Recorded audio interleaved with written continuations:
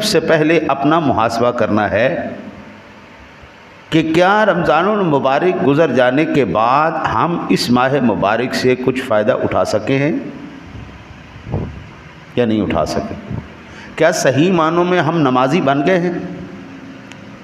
ایک مہینے کی ٹریننگ نے کیا صحیح معنوں میں ہمیں منی ہاتھ سے باز رکھا؟ کیا میری زبان کا استعمال بہتر ہو چکا ہے؟ کیا اب بھی بات بات پر میں جھوٹ تو نہیں بول رہا؟ کیا روزے کا اصل مقصد اور روح جو اصل تھی وہ میں نے پالی؟ کیا رمضان میں پڑھی جانے والی نماز تراویح سے نماز تہجد کا پابند بن گیا؟